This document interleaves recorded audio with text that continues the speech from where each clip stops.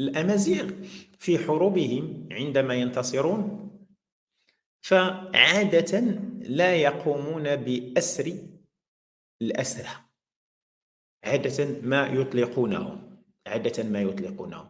وهذه المسائل نحن ورثناها. نعطيكم مثال. مثلا يعقوب المرين، يعقوب الموحدي، ياك؟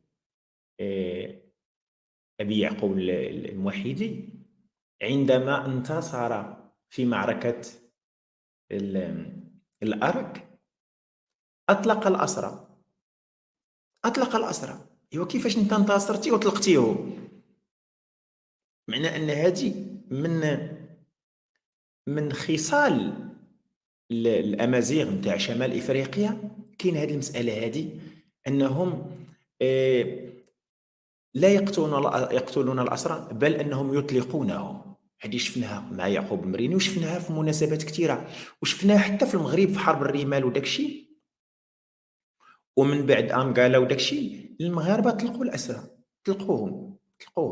إذا هذه المسألة ورثناها حنايا. الكاهنة أطلقت هنا الأسرى، ثم صار حسان إلى الكاهنة. لاحظوا هما كيف يعتبرونها أنها كاهنة، لأن الذي يكتب التاريخ هنا ليس سكان البلد اللي هما الأمازيغ، لا، بل الأعراب هم الذين يكتبون التاريخ. إذن كيف كانوا يرون فيها؟ كانوا يرونها كاهنة.